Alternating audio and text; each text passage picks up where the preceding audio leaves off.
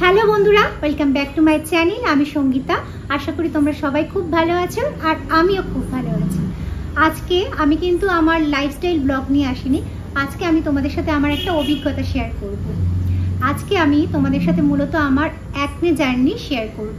আর আশা করি এই ভিডিওটা তোমাদের জন্য অনেকটা হেল্পফুল হবে। তোমরা যারা এই প্রবলেমের মধ্যে দিয়ে যাচ্ছ তাদের জন্য হেল্পফুল হবে। আর অন্যদেরও বলবো তোমরাও জেনে রাখো, অনেক কিছু জানতে পারবে যেটা তোমাদের আগামী দিনে অনেকটা হেল্পফুল হবে।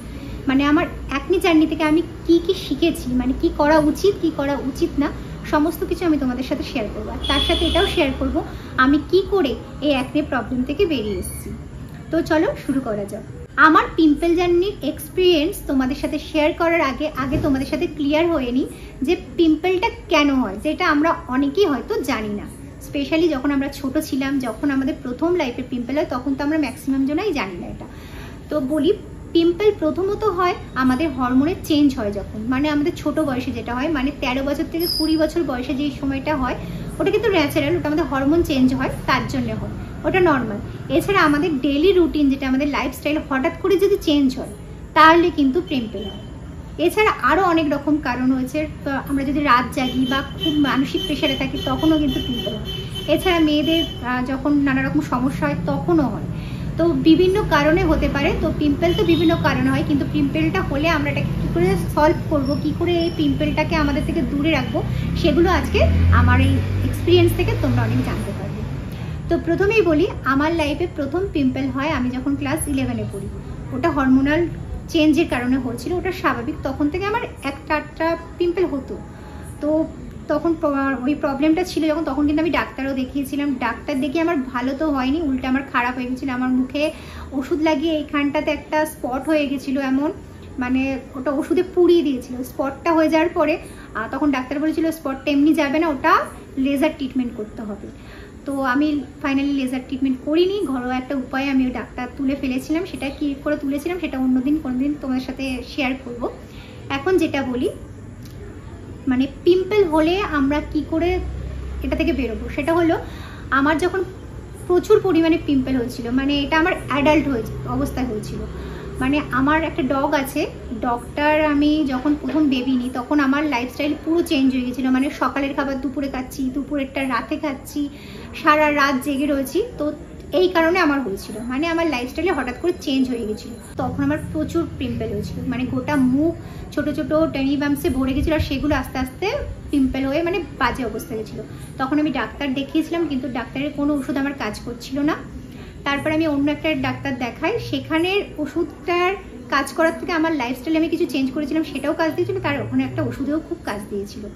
সেটা হলো প্রথমত আমি আমার যেটা নিজে থেকে চেঞ্জ করেছিলাম, আমি নিজেকে বুঝতে পারছিলাম যে আমার কেন প্রবলেমটা হচ্ছিল। আমি অনেক ভিডিও ঘেটেছিলাম, অনেক কিছু সার্চ করেছি। তার থেকে আমি যেটা বুঝতে পারি যে আমার প্রথমে চেঞ্জ করা দরকার ছিল, যেটা হলো আমার ফেস ওয়াশ। আমি আমার বাজার চলতে যে ফেস ওয়াশ ছিল পুরোপুরি বন্ধ করে দিয়েছিলাম। আমি একটা হোমমেড ফেস ওয়াশ ইউজ করছিলাম, যেটার ভিডিও আমি কিন্তু আমার চ্যানেলে অলরেডি দিয়ে রেখেছি, তোমরা দেখে নিতে পারো। ওই ফেস ওয়াশটা আমি ইউজ করা শুরু করি, যেটা এখনও পর্যন্ত আমি ইউজ করি। ওই ফেস ওয়াশটা ইউজ করছিলাম। তারপর আমি সেকেন্ড চেঞ্জ করি, সেটা হলো আমি দুধ খাওয়া বন্ধ করে দিয়েছিলাম।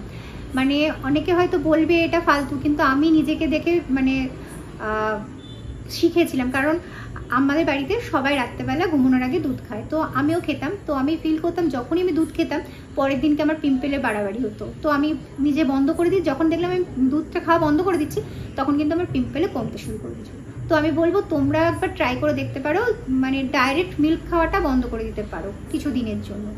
এখন আমি যেমন আবার খাই, কোনো অসুবিধা হয় না। তো যখন তোমাদের মুখে পিম্পলের প্রবলেমটা খুব বাড়াবাড়ি, তখন আমার মনে হয় কিছু দিনের জন্য দুধটা বন্ধ করতে পারো, অন্য সব কিছু খাও।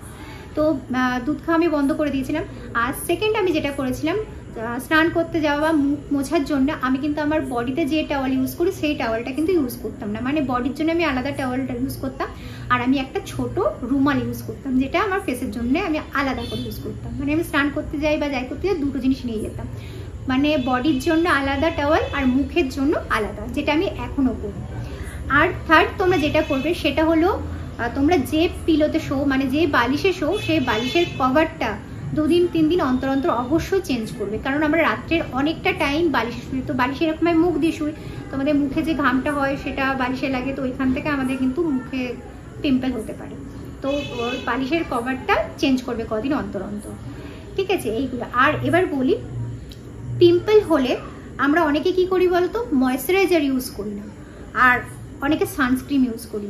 তো তোমাদের আমি বলবো, তোমরা যদি কেউ ডাক্তার দেখিয়ে থাকো সেটা তো আলাদা, তো ডাক্তারের ওষুধ ইউজ করছো তাহলে তো অবশ্যই সানস্ক্রিন ইউজ করবে। আর নাও দেখালে আমি বলে দিচ্ছি যেটা আমার করে ভালো হয়েছিল, সেটা হলো আমার কাছে জাদুর মতন কাজ করেছিল যে এটা ওষুধটা, সেটা হলো ক্লিন্ডামাইসিন ফসফেট জেল। এই ওষুধটার নাম মনে হয় আমি কোনো দিনও ভুলবো না, ইভেন এখনো পর্যন্ত আমার বাড়িতে আমি ওটা রেখে দিই। যদি কোনো সময় একটা পিম্পল উঠে যায় তো আমি ওটা লাগিয়ে নিই। ওই পিম্পলে ওই ওষুধটা লাগালে কি হয় বলো তো, পিম্পলটা না আস্তে আস্তে শুকিয়ে যায়, তো ভালো হয়ে যায়, 2-1 দিনের মধ্যে আমার পিম্পল ভালো হয়ে যায়। তো আর এই ওষুধ লাগানোরও কিন্তু একটা নিয়ম আছে, মানে আমরা কি করি বলো তো, এরকম ওষুধটা আঙুলে করে নিয়ে এরকম করে লাগিয়ে নিই, বাট এটা করা উচিত নয়। তো আমি তখন এক জায়গায় একটা ভিডিওতে সম্ভবত দেখেছিলাম, সেখানে লাগানোর টেকনিকটা দেখিয়েছিল, তো আমিও সেটা ফলো করতাম, এটা খুব ভালো ফল দিয়েছে। কারণ একটা আঙুলে যদি আমি ওষুধ নিই, সেটা যদি সব জায়গায় লাগাতে থাকি, তো একটা পিম্পলের যে জার্মসটা রয়েছে অ্যাক্টিভ পিম্পলে, সেটা থেকে তো অন্য জায়গায় ছড়িয়ে যাচ্ছে, তো ওটা করা উচিত না। আমি কি করতাম, এরকম ধরো একটা আঙুলে করে নিলাম খানিকটা, তো এই আঙুলটা দিয়ে এখানে লাগালাম, পরের পিম্পলটা আমি অন্য আঙুল ইউজ করতাম, এইভাবে লাগাতাম। তো এটা কিন্তু ভালো ফল আমার জন্য দিয়েছে, তোমরা ওটা ট্রাই করে দেখতে পারো, এটা করবে। আর অবশ্যই তোমরা বাইরে বেরোলে সানস্ক্রিন অবশ্যই ইউজ করবে। আর তোমাদের আমার যেমন ডাক্তারের কাছ থেকে আমি শুনে নিয়েছিলাম, কারণ আমার তোমার সেন্সিটিভ স্কিন, তার উপরে একনে পোর, তো আমি সব কিছু ইউজ করতে পারতাম না। আমাকে একটা তোমার সানস্ক্রিন ডাক্তারেই বলে দিয়েছিল, সেই সানস্ক্রিনটাই আমি ইউজ করতাম, এখনও করি। সেটা একটু কস্টলি কিন্তু খুব ভালো, সেটা আমি তোমাদের সাথে শেয়ার করে দেবো পরে অন্য কোনো দিন অন্য ভিডিওতে। তো তোমরা ওটা ছাড়াও তোমাদের যদি ফেস ওয়াশ, মানে ফেস ওয়াশের সাথে সাথে তোমাদের যদি অন্য কোনো সানস্ক্রিন ভালো শ্যুট করে থাকে, তোমরা ওই দুটো ইউজ করতে পারো। আমি যেমন করেছিলাম, আমার নিজের আলাদা ফেস ওয়াশ বানিয়ে নিয়েছিলাম, আর সানস্ক্রিনটা ডাক্তারে যেটা বলেছিলাম সেটা ইউজ করছিলাম। মানে তার আগে কিন্তু আমি সানস্ক্রিন ইউজ করতাম না, ডাক্তার বলার পর থেকে ইউজ করি।